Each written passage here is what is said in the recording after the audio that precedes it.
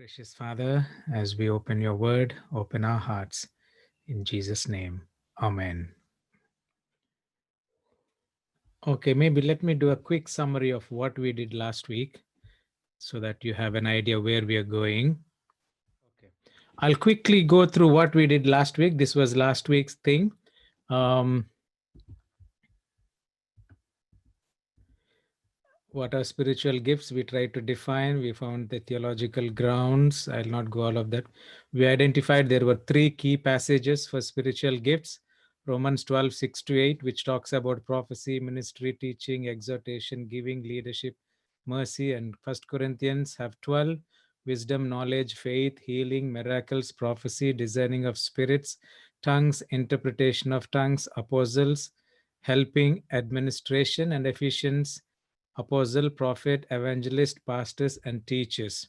We also said there are certain other gifts that are not directly said as gifts but alluded to. We can find their meaning: celibacy, voluntary poverty, martyrdom, hospitality, exorcism, intercessory prayer, and missionaries.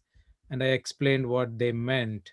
Now, uh, we also said you can trace the gifts of the Holy Spirit illustrated in the Gospels. We asked who gives the Holy Spirit?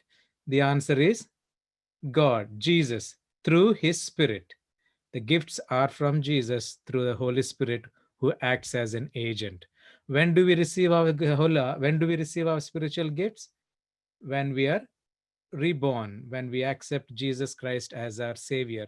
That's when we have spiritual gifts, not before that. How many members have the spiritual gifts? Everyone. No one is excluded. There's no one excluded. Everyone will have spiritual gifts. Does receiving spiritual gifts depend on your spirituality? The answer is no. Just because you pray more, you read Bible more, you are this or that, doesn't mean you have a gift and the others no. Once you are a child of God through acceptance, you have a gift. Everybody have it, and it is not dependent on your spirituality. Can I have more than one gift?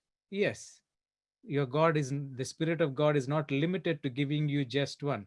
As he feels fit, he can give you one more than one. What is the purpose of spiritual gifts? I want you to know the spiritual gifts is not about you. It is about what God wants to do to his church. That is what is more important.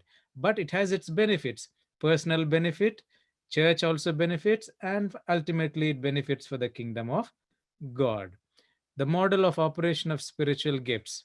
It is not based on how you want to do, it is how God expects the gifts to operate in the church. And the example the Bible gives is the body example, how the body functions. Who arranged the body according to where the hand should be, where the head should be, where the leg should be, where the nose should be? You didn't have a choice. That part of any part of a body didn't have a choice. It was God who arranged because he felt that's the best way the body can function, where, how, and he fixed it where it is necessary. So that's how even we have to operate in the church when it comes to spiritual gifts. Does an individual have a choice to choose what gift he want? The answer is no. You and I have no choice what gift we want, because the Bible says it is given by God according to his will. You may be thinking something else, but God may want you to do something. It is purely God's choice. I can't be crying out day and night, Lord, I want to be a preacher, I want to be a preacher, or give me the gift of healing, give me the gift of healing. I'm feeling so bad, so many are dying of sickness. If God feels it, wills it for you, he will give, not because you're asking for it. Okay, Peter's admonition is what? In the last days, there is a need for spiritual gifts. More. Is it possible to have a gift and not use it? The answer is yes. You can have a spiritual gift. You may know it, you may not know it, you may use it, or you may not use it. We have so many examples in the Bible, especially to Timothy, where Paul was saying, stir up the gift, don't neglect the gift. So he was saying you have it, but you're not using it. So it's possible to have it and not use it. What if you fail to use your spiritual gift? Look at the failure to use spiritual gifts. Believers who refuse to employ their spiritual gifts will not only find that the gifts atrophy, but also that they are jeopardizing their purpose in life and hinder the growth and unity of the church. It's almost like you stop using one part of your body. What happens? Not only the body, but that part of the body deteriorates, decays, or whatever, but the rest of the body also suffers. So the purpose it is there is for use. Is there a hierarchy in spiritual gifts? Do you think preaching, teaching, healing, tongues, they're better gifts than the other ones? No, there is no hierarchy. Like how the body, as much as the head can say that Paul clearly explains, if the head says I'm the big, or heart says without me nobody can survive, it doesn't work like that. Every part of the body is equal and have an equal honor. So also the gifts. Is there an end to spiritual gifts? Yes, there is an end. Spiritual gifts are limited to this earth. They are limited to a cause that God intended for the kingdom of, to extend the kingdom of God. So when the close of probation takes place, I believe that will be the end of spiritual gifts, because there is no need after that. And First Corinthians talks about this. If you have the gift of prophecy, it may pass away. Gift of tongues, it may pass away. What stays on is love. Can I lose my spiritual gift? The answer is no. Just because you don't use it doesn't mean you will lose it, because it is not dependent on you. It is not based on a merit. Because of, no, it will remain in you. It's just that if you don't use it, then it is not used.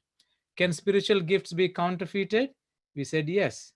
There are so many problems even during the time of um, uh, Paul, when we see this, so many things, people working signs and wonders, claiming themselves to be Christ and other things. Can spiritual gifts be abused? Yes. You have a gift, it can be abused for your selfish reasons, and that way you bring disgrace to God. I think that is basically what we studied last week. This is a three-part series. Yeah, we had it, and today will be the difference between spiritual gifts, talent, and fruit of the Spirit. Next week will be how to identify your spiritual gifts. Now, today, natural talents versus spiritual gifts. Uh, we, I'm sure this is a confusion. What is my talent a spiritual gift, or a spiritual gift can be a talent, or can they both be whatever we think? I will just give you points of clarity, and then maybe we'll discuss what they are. Um, we are talking about spiritual gifts and talents. The example, what are spiritual gifts? Let me just quickly go. Leadership, prophecy, healing, apostleship, teaching, service, giving, mercy, hospitality, exhortation, evangelism, faith, administration, pastor, intercession, discernment, encouragement, wisdom, knowledge of the word. I want you to just catch some difference between the gifts and the talents. When it comes to talents, there's plenty, but I just put few here: athleticism, music, art, an eye for photography, a green thumb, public speaking, cooking, fishing, optimism, money management, acting, storytelling, woodworking, and sewing, and whatever.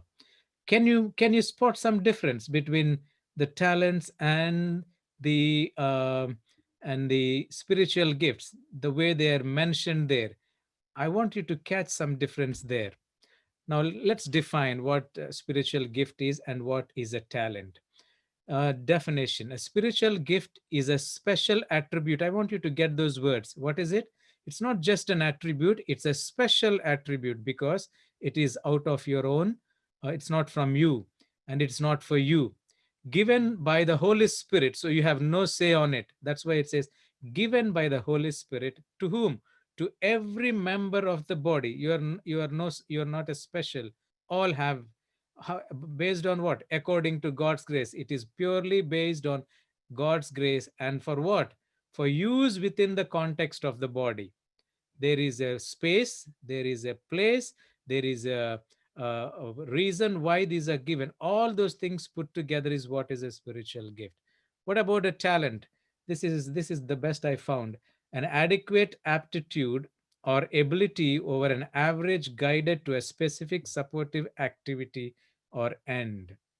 In other words, a simple thing is, a talent is the inherited or self-developed ability to do something well. When somebody does something so well, we say, wow, he's talented. We also use sometimes gifted, but naturally, if it is his own effort, we have to use it as talent.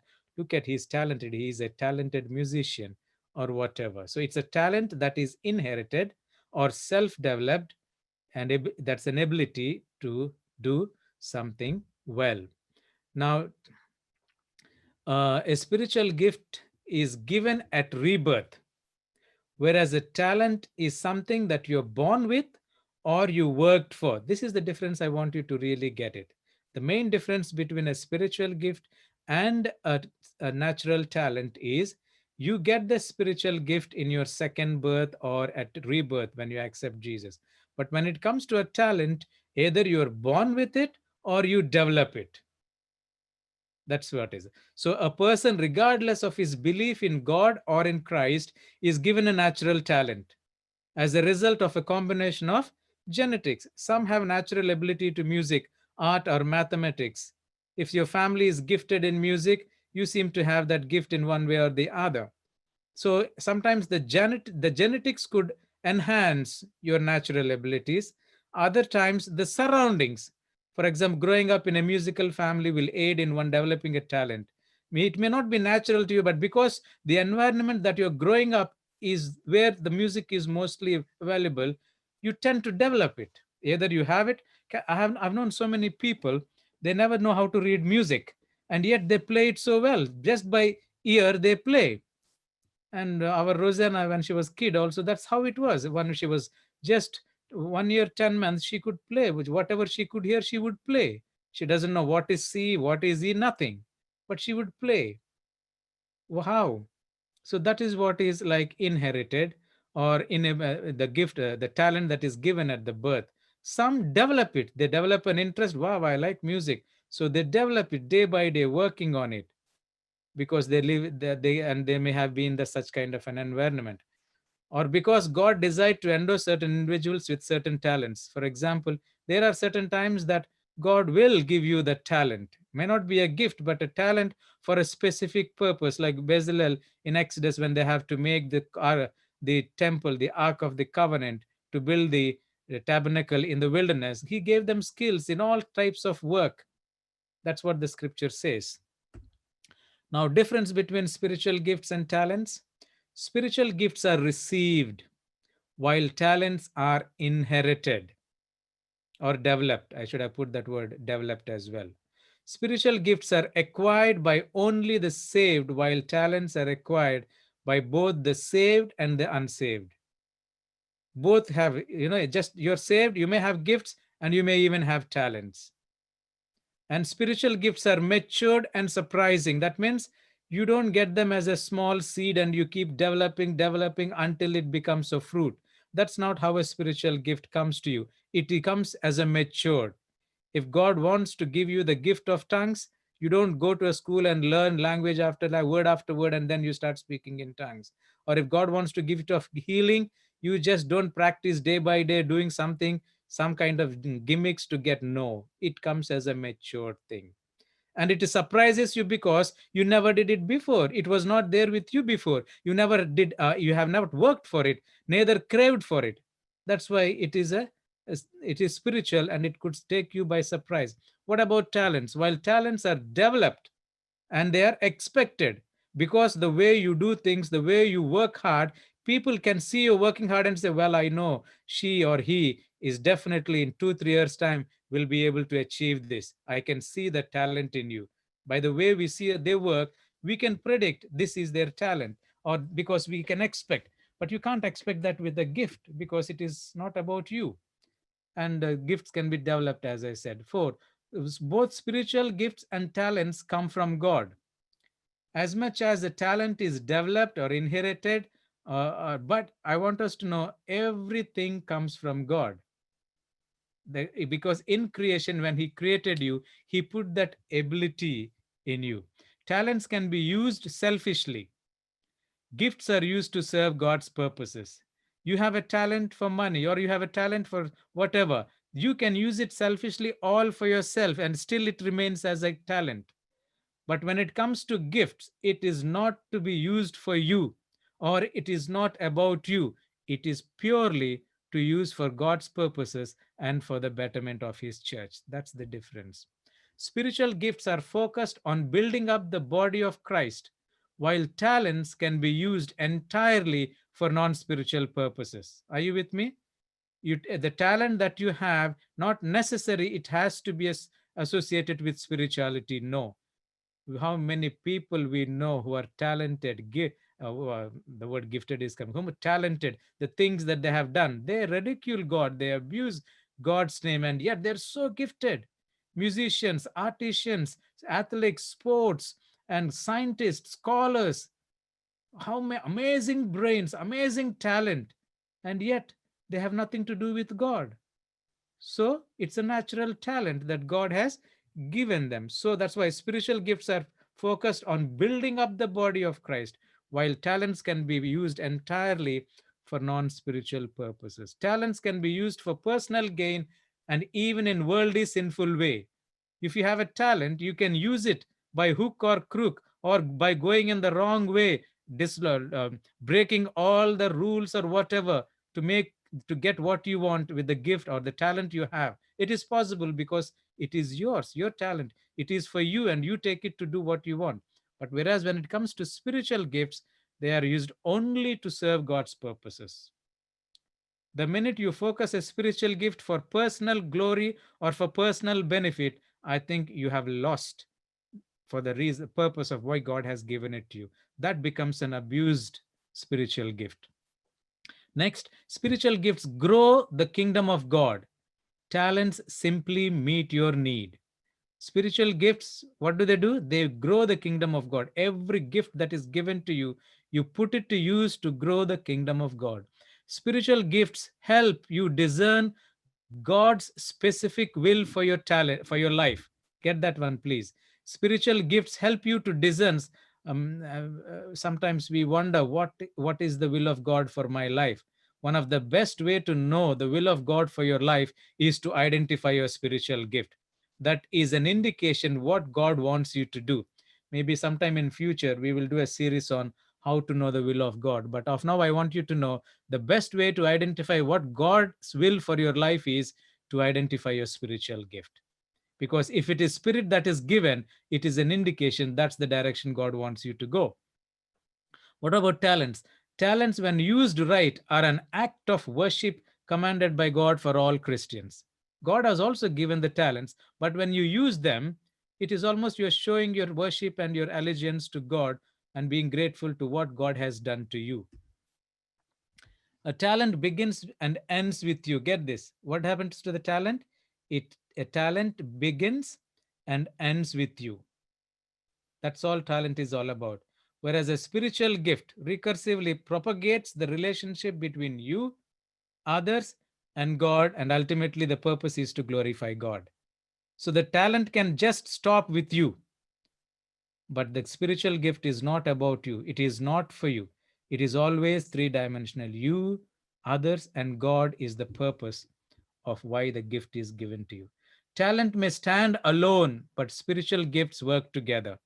Whatever talent you have, it can stand on its own. It doesn't need the support of any other talent for it to survive. It just can stand on its own and still achieve the desired good.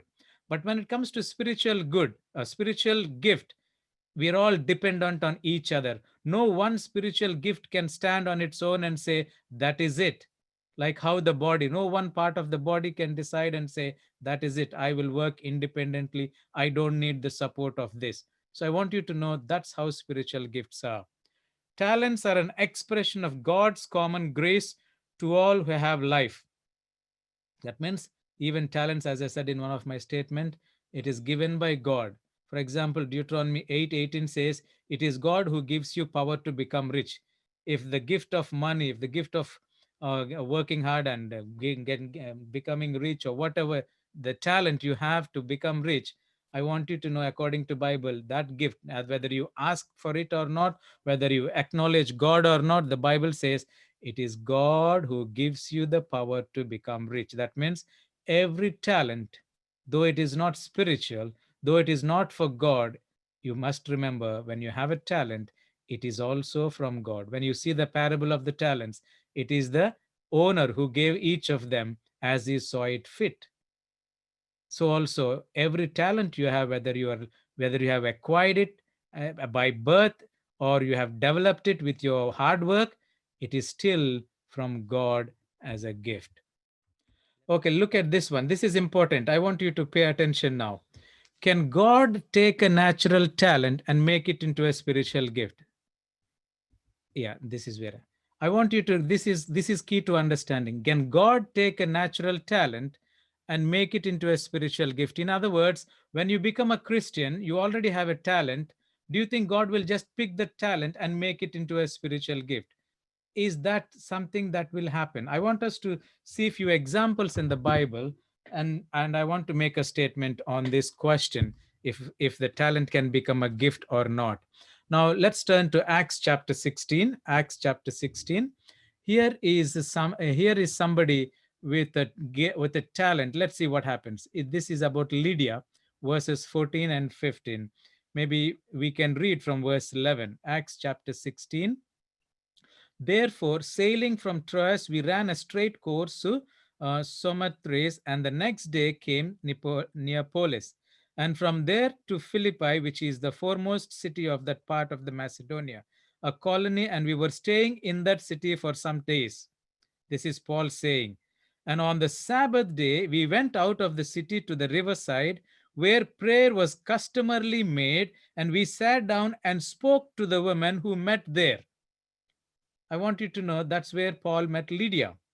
So, who is Lydia? Verse 14. Now, a certain woman named Lydia heard us. Who was she? She was a seller of purple from the city of Thyatira. She was a businesswoman. She is a businesswoman of silk business. That's what she did. Purple. And then who worshipped God. She worshipped God, but she was still not, as she is not yet a believer or converted, as to so-called what we say. So what happened? The Lord opened her heart to heed the things spoken by Paul. When she heard what Paul spoke, the Lord opened her heart. That means she now became a receiver of the Spirit of God, the message of God. What happened next? What happened next? And when she had, and when she and her household, I'm reading verse 15, were baptized, she begged us, saying, if you have judged me to be faithful to the Lord, come to my house and stay. So she persuaded us. Now I have a question. What was her talent? I think she had the gift of hospitality. I'm asking about her talent. And she was a businesswoman. Thank you, Babita. Her talent was what? She's a businesswoman. She's a successful businesswoman. Was there a gift there? No, it's a talent. Huh? That was just her talent. Yeah, where is the gift? Okay, Kevin, now tell me. Hospitality. How do you know? Because she besought them to stay with her. If she didn't have the gift of hospitality, she wouldn't be able to accommodate them properly. So as soon as the Spirit convicted her, you can see the gift immediately coming to her. Yeah. Immediately. He's a stranger. Paul is a stranger. Those men are strangers whom she heard. But when the Spirit of the Lord came upon her, the Spirit also gave her the gift of mercy, gift of hospitality, whatever you call it. And look at the way she pleaded with those men. If you really feel that I am truly a servant of, I have been, please come and stay with me. So as long as Paul stayed there, she took care of them. Did her talent become a gift?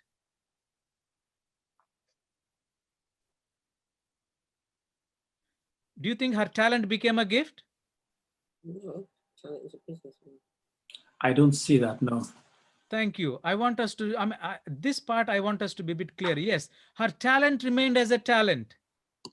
She was a businesswoman, but she was added a gift which she used for God's glory in being hospitable to the men of God, isn't it?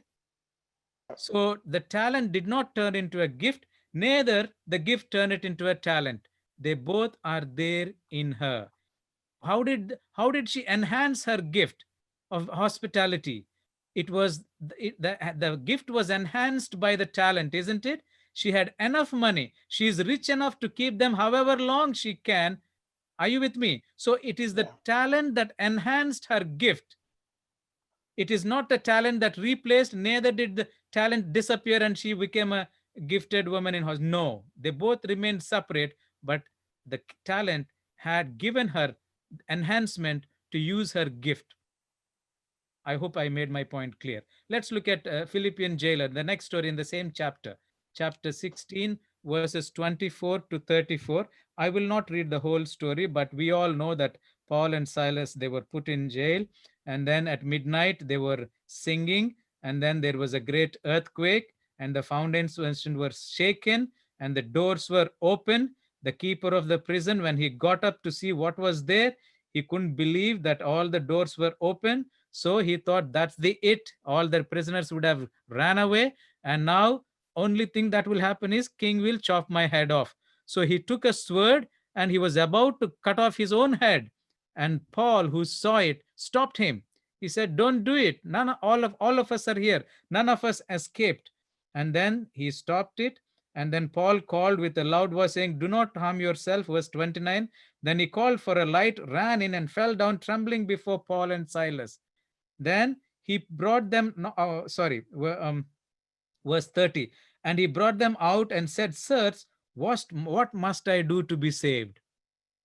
Okay. Then what happened next? Verse 31. So they said, "Believe on the Lord Jesus Christ and you will be saved, you and your household." Then they spoke the word of the Lord to him and to all who were in his house. So then he took them the same hour of the night and washed their stripes, and immediately he and all the family were baptized. Now when he had brought them into his house, he set food before them, and he rejoiced, having believed in God with all his household. Can you see a talent and a gift here? Anyone wants to make a comment? I'm not sure, but I mean, he brought them into his house, set food before them, etc. I'm wondering whether that was an expression of gratitude or whether in fact it was a gift. I'm not sure about this one. Look at verse 30, verse 33. And he took them the same hour of the night and washed their stripes, and immediately he and all his family were baptized. Two things, because of what he experienced. Some of our experiences of transformation is in this manner, isn't it? We have seen the hand of God even before we are converted, and that has led us to believe. But as he believed, look at the way he's transformed. We can't just leave it as a gratitude he did it. It is the Spirit. It is the Spirit that led him to do. Were Paul and Silas still in prison? Yes. Were they released? No. Did the king tell them, now they can go, you can take you to your home and feed them? No. But when the Spirit of the Lord came upon him, when he realized who these men were and how they have saved his life, he realized this is not what it is. Immediately, did he see them bleeding before? Was he not aware that they were hungry? Why didn't he take them home before? It is because of the way the Spirit led him, of the conversion that happened to him. Some of our conversions may be spectacular like this. Some may be natural, just as a way of thing. But the point here is that once he understood who these people are, once he understood what Christ has done for him, he couldn't remain there. I strongly see the gift of hospitality again coming to him. I'm sure it is a risk for him to take them home. I don't know if he has a right to take prisoners to home and feed them. I have never seen such a thing. No prisoner or no jailer will say, "Okay, come home." No, there are certain rules and you have to follow. But he took that risk because the Spirit, it is the spiritual gift that the Lord gave, and he was willing to use it at any risk. That is one way. Look at Paul here. Okay, let's look at Paul here. This is in 1 Corinthians chapter 2, verse 1 to 5. And I, brethren, when I came to you, did not come with excellence of speech or of wisdom, declaring to you the testimony of God. For I determined not to know anything among you except Jesus Christ and him crucified. I was with you in weakness, in fear, and in much trembling. And my speech and my preaching were not with persuasive words of human wisdom, but in demonstration of the Spirit and of power, that your faith should not be in the wisdom of men, but in the power of God. What do you think? What was he exhibiting here? Was it the gift or the talent? It was no talent because he didn't have any. Look at what he says, the second part.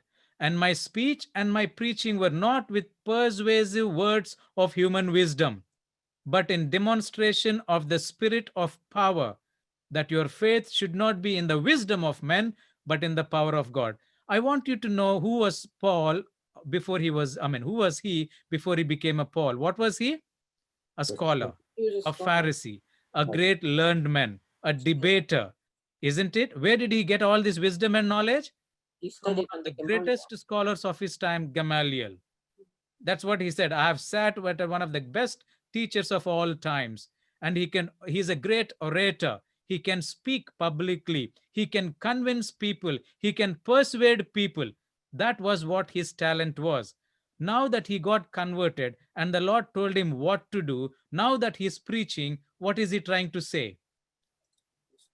Is he using his talent that was already in him before he became a so to call as a Christian or a follower of Jesus? Or how is he trying to portray it here? He says, I did not come to you. Yes, Elder, go ahead. No, he was saying that he got a spiritual gift, and what he was doing was he's saying that the Holy Spirit came to take up residence in him, and the power of that Spirit was what was speaking through him. So it was a spiritual gift that he was using.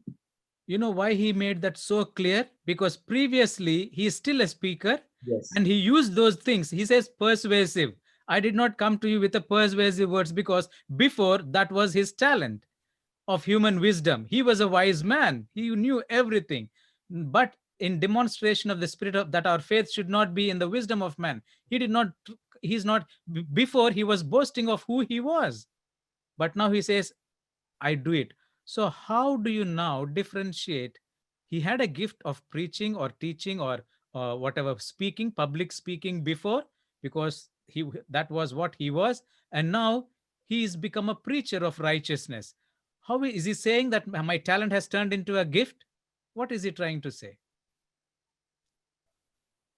Here, Paul had a natural talent for speaking. He's a great orator. He's a great learner. He was a great man. Now, here, after conversion, look at his words. For I determined not to know anything among you except Jesus Christ and him crucified. Or more, before that, you see, brethren, when I came to you, did not come with excellence of speech or of wisdom. What is he trying to say? Can you see the difference he's making between his gift and his talent? Yes. He's saying, I did not come to you with excellence of speech. It was his talent to speak, or wisdom. He was a wise man even before he became a Christian follower. But he says, now I did not come with that, but I'm coming to you what? For I determined not to know anything, whoever I was in the past. That's not what I'm coming with to you to be, but except Jesus Christ and him crucified. I was with you in weakness, in fear, in much trembling, and my speech and my preaching were not with persuasive words of human wisdom, but in demonstration of the Spirit and of power, that your faith should not be in the wisdom of men, but in the power of God. So my question is, did his natural turn and talent become a gift? No. No, I would After say you ask me a difficult question. I would say no, Pastor. Go on, Okay, my conclusion is this. His natural talent did not leave him, No. neither did it, neither was it swallowed up in his spiritual gift. They both remained separate. Yeah. But what the natural gift did is this: it has enhanced his spiritual gift to preach with the knowledge that he had before and what the Spirit gave him now. That's the point I'm trying to make is, it is not necessary that a talent could turn into a gift, whereas a talent can enhance your spiritual gift. Mm. That's the difference. He's trying to tell the church of Corinth, in no way should you, when you hear me, say, wow, look at his talent, look at his oratory skills. No, everything I say is not what I have learned or acquired. It is what the Spirit given me. Are you with me? It is almost like his natural talent was swallowed up in his spiritual gift. There is no projection of a talent. Did it leave him? No. I'm sure it would have enhanced him when he started doing what God called him to do. But the projection here is his gift, not his talent. And he's making that very clear. So would it be correct to say that God harnessed his natural talents for the purposes of his kingdom? Sure. Yeah. Okay. Yeah. Okay, public let's take a few examples to make it even clearer. So you're a public speaker. You're a great public speaker, maybe a great public speaker. You're not a Christian, you're a public speaker. You have a persuasive art of speaking. Can that person become an evangelist? Yeah. When he or she becomes a Christian, do you think the Lord will take the gift of public speaking and make them into evangelists? Can do. Or the Lord, because they're great speakers, he will give them the gift of evangelism? Is that how it works? No, Sister Shirley, why? because it depends on what gifts he gives him. Yeah, it doesn't mean because you can speak well that he's going to make you Thank be you. a I teacher. want us to know the criteria. The gifts are given according to who? God. According to the will of the Will of Spirit. God. Yeah. will of And Spirit. also for the betterment of the body. Those are the two criteria. It has nothing to do with your past or with your skill or with your ability. I want us to get this point clear. Then we will understand and be humble enough to acknowledge what God is doing in and through us. Just because you're a great, talented speaker, public speaker, when you become a Christian, the Spirit doesn't say, wow, I'm so happy he has become a Christian. He's already have the talent of speaking. Let me make him a preacher or an evangelist. It doesn't work like that. It is not based on who you are or what you have. It is purely based on what the Spirit feels that you should do. Get that clear. What about nurses and medical field? We have so many nurses, we have medical people in the church. Sometimes when we do nominations, wow, when we think of health ministries, oh, we have a doctor among us, we have a nurse, I'm sure they'll do a better job because they already have what? Knowledge. A health background. Don't we say that? Yes. And what are the responses? In my experience of 21 years of ministry, I'm already doing so much at hospital, leave me alone. Yes. They may say yes, or they may not say. I don't want an extra burden here as well. Are you with me? And if Yes. you see some of the remix of a church, not all medical people are health department leaders in the church.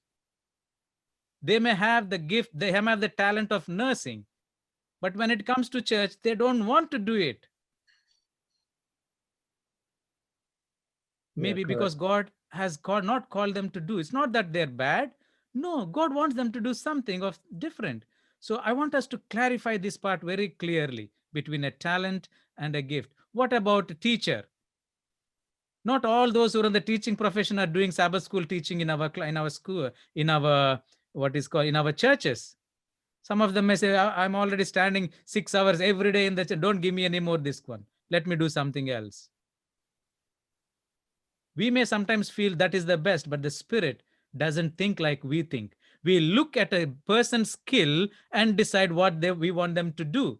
But the Spirit of God, get this please, the Spirit of God doesn't look at your skill for him to use you for what he wants you to do. That's the difference I want us to know. What about an accountant? Oh, we have an accountant. Let's make him a treasurer of the church because they understand finance well. No. Sister Shirley, are you an accountant in your profession?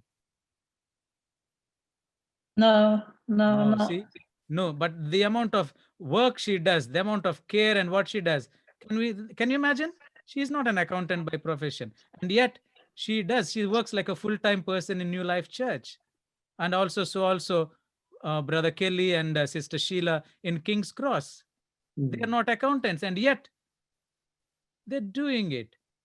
So I hope you're getting the point I'm trying to say. Not necessary that the Holy Spirit will pick up your talent and make it into a spiritual gift. Otherwise, the Spirit is not working independently. He is dependent on something that is within you, which is unbiblical. What about musical talent? Wow, he has done his a music degree in Trinity College, and now let's make him a music leader. Does it work like that? No. Also cooking? No. Sewing? These are talents that you can still use for God's glory and put for work. That's why I said your natural talents can enhance your spiritual gifts, but they will never encompass your spiritual gifts or replace the gift that God has did. Your spiritual gift can be entirely different from the best talent you have in your life. Now the question is there a necessity for the talent to be turned into a spiritual gift? What do you think? Is there a necessity? No. No, No. there is not at all. Let's get this answer. There is no need. No matter how much skillful and talented you are, there is no need for Holy Spirit to depend on your talent to do what he wants to do. So when we ask, can a God take a natural talent and make it into a spiritual gift? The answer is not necessary. Why? Because the Spirit's functioning and the realm of spirit is entirely on a different level and for a different purpose. Can God use your talent for his glory? So the next, what Spirit gives is based on the need of the church and according to his will. That's what I want us to know. Yes. And God can use your talents for his glory, or your talents can be helpful to enhance your spiritual gift. Whatever the skills you have, when God gives you, for example, you're a public speaker, but the Lord has given you the gift of encouragement. Okay, they both are different, isn't it? Encouragement is a gift. Speaking is a talent. Can your talent of speaking enhance your gift of encouragement? Yes. You can use it to be a blessing to the gift that God has given you, but it cannot replace the gift that God has for you. How to identify a spiritual gift from a natural talent? Let me get an answer. I only have one sentence answer, but I'm sure you can get this. How to identify a spiritual gift from a natural talent? I would ask, when did this spiritual gift happen? Mm. And I'm looking at post-baptism. So anything that the person requires. Based on so far what we discussed, how do you identify, Elder, whether it is your talent or gift? I would look at the person that I knew before they got baptized, and look at what transformation has happened after baptism. Any transformation after baptism I would classify as a spiritual gift instead of a talent. Okay, good. Anyone else? How do you identify a spiritual gift from a natural talent? Yes, Sister Shirley. I would say that it's my talent would be something that I already had. You had? But Yeah. a talent would be, Yeah. well, how would I identify? I mean, I know I can grow a talent, but if I already had something that I had worked on and developed, and then I got good at it, then I probably would identify that as a talent. But if I was given something, immaturity, that I couldn't do before, and now I am doing it, and yeah, then I would see that as a gift, because it's something that I didn't have before, I didn't work on, and I've got it and I can do it. And it's something that would be bringing glory to God, then I would see that as a spiritual gift. I don't know, I'm trying. Yeah. Okay, good. You're thinking in the right lines. Yes. Anyone else? Okay, if no one else, and my one sentence answer is this. One is given, the other is developed or inherited. That's one way to identify in each of ourselves. What did I work for it, or was it given to me? If we can answer that question and realize, you know what, I never did this before, but I don't know how I'm doing it now. It is an indication that God has given you that gift and you are willing to do it. Okay. Now, another aspect I want us to be clarity is spiritual gifts and fruit of the Spirit. Is there a difference? Do you know Bible talks about Galatians chapter 5, the fruit of the Spirit? Yeah. It is not fruits, it is a fruit. It doesn't mean one has love, the other has kindness, the other has meekness. Everybody must have all those 9 qualities of one fruit. Fruit of the Spirit are 9 qualities. That means in one fruit, you must have those 9 qualities. So is there a difference between spiritual gifts and the fruit of the Spirit? Let me read these statements. Fruit is the normal expected outcome of Christian growth or maturity. That you are in Christ, so you are expected to bear fruit. That is a normal expected outcome of every Christian. Fruit is not discovered like the gifts. It is developed through the believer walk with the Lord. Are you with me? Fruit doesn't just bear overnight, like how the Spirit gives you a gift. It is developed day by day. The tree doesn't bear fruit overnight, isn't it? It takes time for fruit to form and then mature and bear fruit, or whatever, the tree to mature. Spiritual gifts define what a believer does, while the fruit of the Spirit defines what a Christian is. In other words, spiritual gifts is doing part, and the fruit of the Spirit is being part. There's a difference, so much difference between doing and then being. So spiritual gifts define what a believer does. Spiritual gifts is all about what you do. It is not anything about you. While the fruit of the Spirit defines who you are and what a Christian is. That's why I say the difference is between doing and being. The next one, the fruit of the Spirit is a prerequisite for the effective exercise of spiritual gifts. Not that, let me make it clear. I'm not saying you will get the spiritual gift if you only have the fruit of the Spirit. No. That's not what it is. What the point here is, if in order for you to exercise your spiritual gift successfully, fully, you need to be able to live in the fruit of the Spirit. Why do I say that? 1 Corinthians 13. You have your Bibles? Turn with me to 1 Corinthians 13. This is the perfect example. What does it say? Though I speak with the tongues of men and of angels, but have not love. What is it? I have become sounding brass or a clinging cymbal. Which is a fruit here? Which is a gift here? Fruit is a charity, love.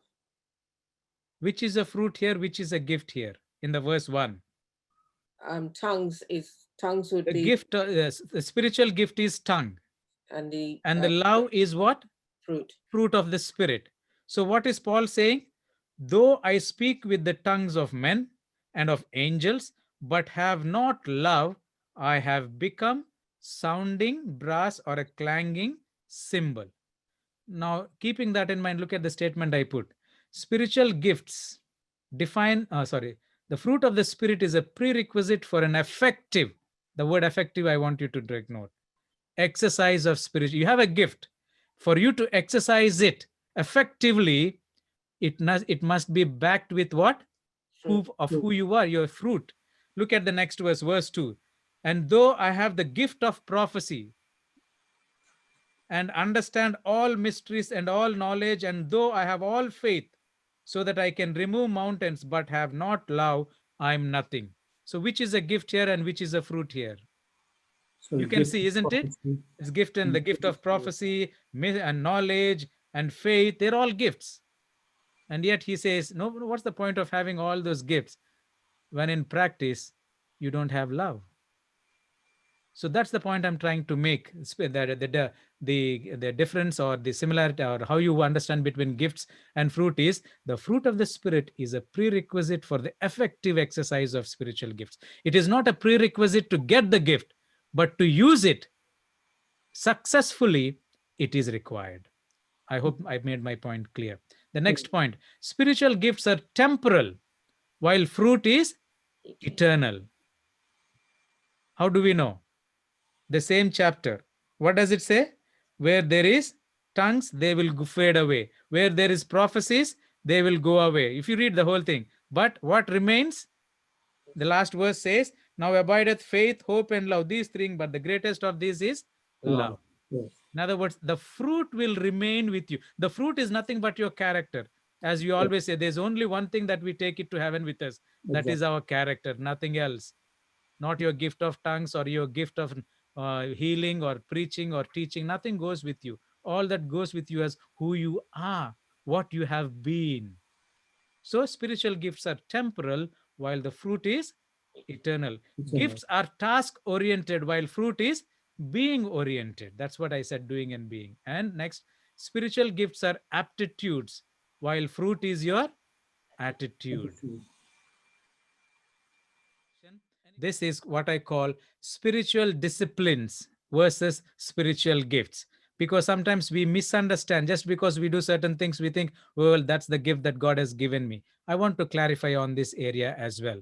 Spiritual disciplines versus spiritual gifts. What are spiritual disciplines? Spiritual disciplines are the habits that enable believers to become fully devoted followers of Jesus Christ. For example, prayer, study of the Word of God, solitude, fasting, meditation, trusting, obedience. I want you to know that these are not the fruit of the Spirit. These are the spiritual disciplines that every Christian must possess in order to live a closer life with Jesus Christ. Just because you pray, you have the gift of you study God's word, you're fasting, you're meditating, you're trusting, you're obeying God. Don't think and take them as spiritual gifts, because they are not. They are your spiritual disciplines that enhance your spiritual life, and also in return or in turn affect on how you use your spiritual gifts.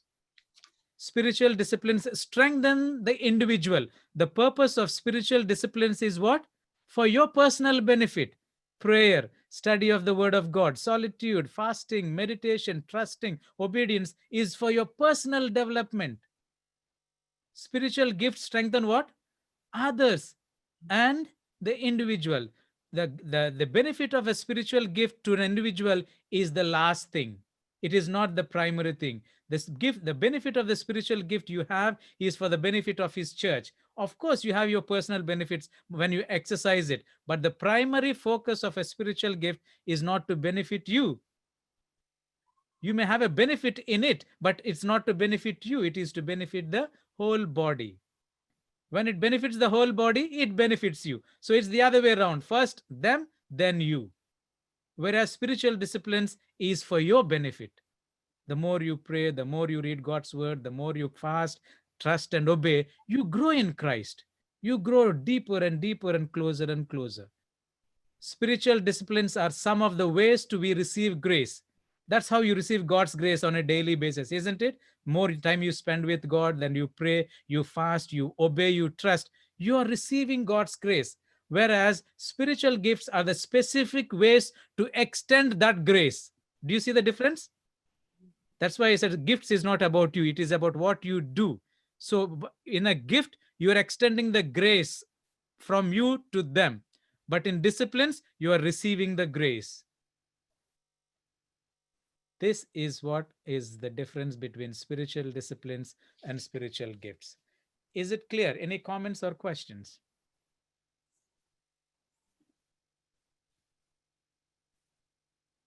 Just to recap in my own mind, spiritual, we've talked about three things: spiritual gifts, spiritual gifts, and talents, and spiritual discipline. So spiritual gifts are those that are given, and we are given fully matured. We were not able to do them before, and that happens after baptism. A talent is what we acquired at birth, or we inherited, or we developed. Correct. And the spiritual disciplines are the exercises that we must, spiritual exercise and discipline are the exercises that we must practice for our own spiritual growth, like prayer, fasting, self-control, etc. I don't want us, because we do them, I don't want us to think that is a gift from God to me. No. Yes. They're not gifts. They are a necessity for your growth in Christ. Okay, I have the gift of fasting. You don't say I have the gift of fasting. While others can't fast, I can fast. That's not how it works. Yeah, that's exactly what I mean. Anybody else have a question so far? What do I have next? Well, that's it. I finished for today. Next week is also important. Part 3, that is the most important thing, is how do I know what gift I have? I'm sure all of us believe we have a gift, but there's a confusion. Is this really my gift? Is Yeah. this where really the Lord wants me to? So I will clarify a few things next week so that at least if I can't give you right yes or no answer, at least I'll give you a direction how you think you can discover exactly what the Lord. As I said, once we know what our gift is, we are actually also can understand the will of God.